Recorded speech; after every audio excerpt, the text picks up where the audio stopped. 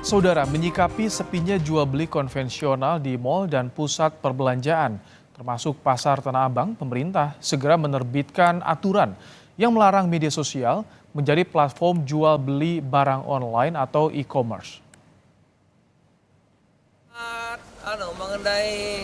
Keputusan ini diambil setelah Presiden memberi arahan dalam rapat terbatas di Istana Kepresidenan pada siang tadi yang membahas aturan social commerce atau jual beli di media sosial yang dipicu platform TikTok Shop.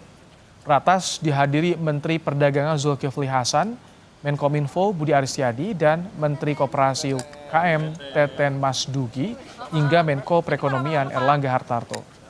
Aturan terbaru ini akan diterbitkan dalam revisi Peraturan Menteri Perdagangan Permendak Nomor 50 Tahun 2020 tentang ketentuan perizinan usaha, periklanan, pembinaan, dan pengawasan pelaku usaha dalam perdagangan melalui sistem elektronik. Digital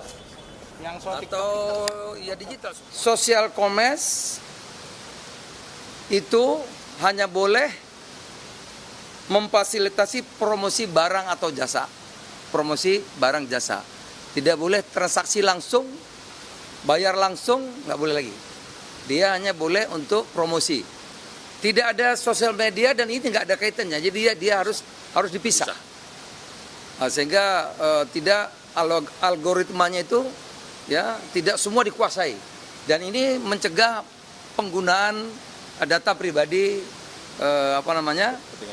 untuk kepentingan bisnis gitu. Yang tadi yang barang dari luar itu harus sama perlakuannya dengan yang offline yang dalam negeri.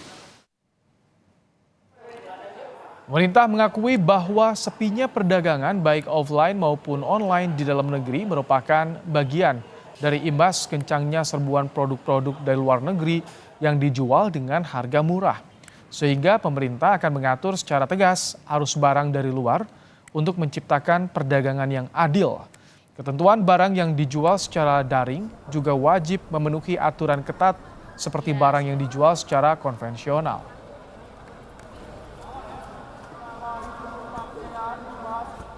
Kuncinya di revisi Permendak tadi yang disampaikan oleh Pak Mendak.